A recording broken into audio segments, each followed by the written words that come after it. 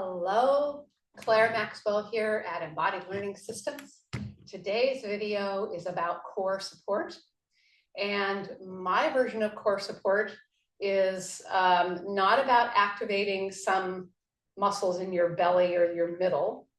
It's about bringing a liveliness and activity into your entire torso in such a way that it links into your legs and into your hands in a connected way that lifts you up off the ground.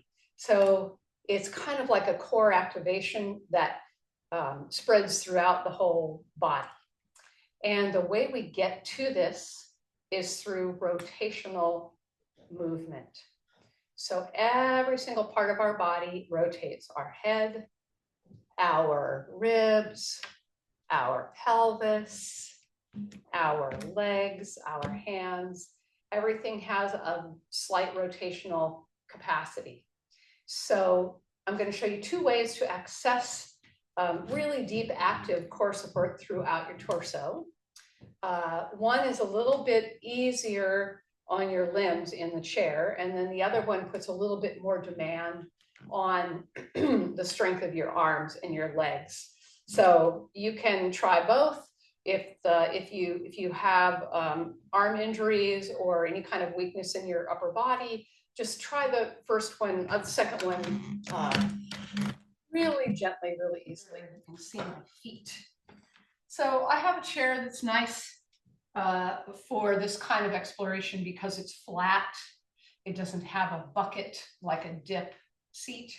So that's very helpful. And it doesn't roll. So that's going to be stable for you so that you can roll and move in your body.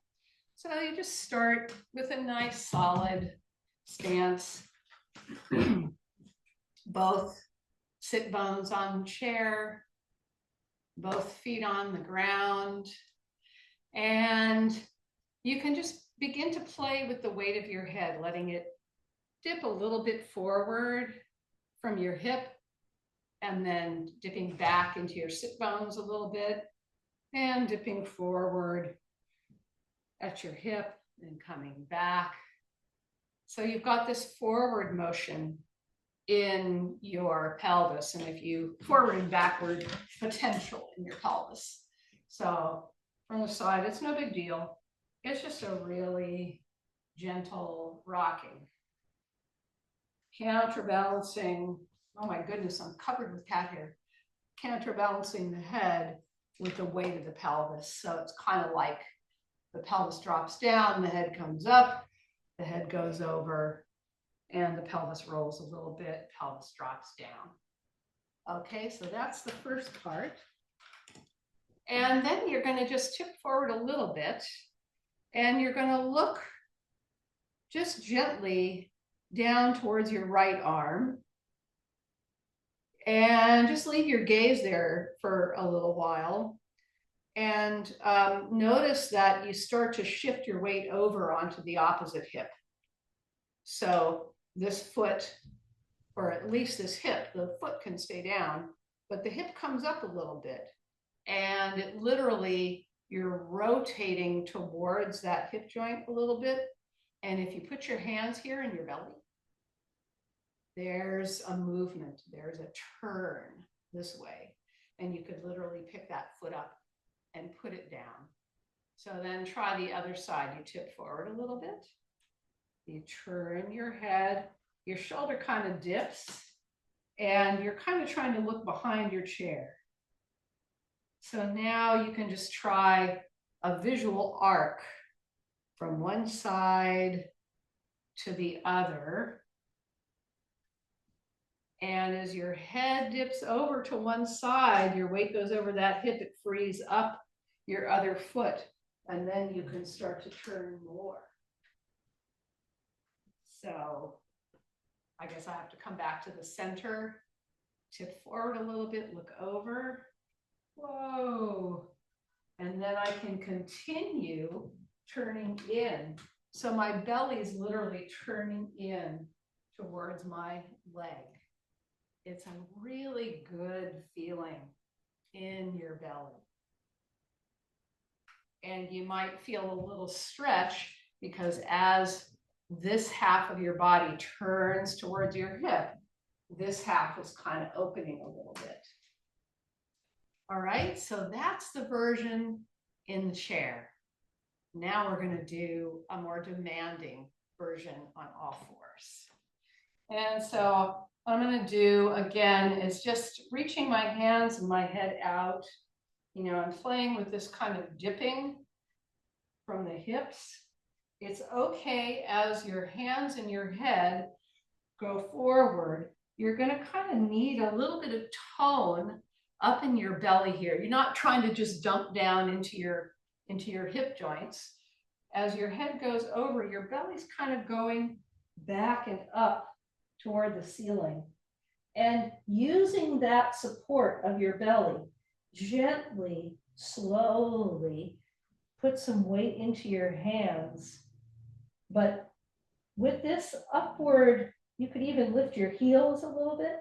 With this upward intention in your belly, in your spine, you're not going to be putting as much strain into your arm joints, okay? And then you begin to just look under your armpit. And at first, it's a pretty small movement. What I notice is that I look under my left armpit here, my right leg bends a little bit, and my pelvis rotates a little bit. And if I look under the other arm, it's the opposite. So just easy in your head and neck, really letting the weight of your head rotate easily, smoothly. It's just kind of hanging. So you're not trying to lift your head. You're just looking from left to right. And then from there, once that's easy and smooth, you can begin to lift that arm off the ground and turn more. And that's just happening because you're looking more around the corner. So you become three-legged and you can begin to experiment with dropping the bending knee towards the ground as you rotate. So up in your belly and over, and then gently touching the leg, but you've got enough tone up and over in your belly that this is not difficult. Up and over. And eventually you can literally touch your whole hip down. And just keep it smooth in the arc of your gaze, and the movement will kind of work out. And what's happening here is lots of rotation in your shoulder joints, your hip joints, even your ankles and knees and feet, but nothing that's too extreme.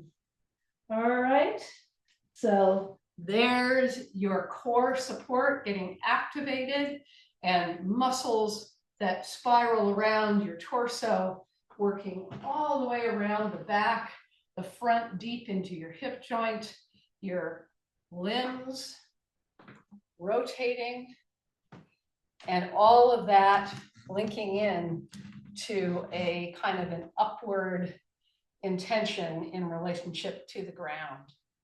All right, peace and love. I hope that was helpful. If there's a part you struggled with or a question, please put it in the description box below or in the comments, and I will answer every question. Thanks for watching.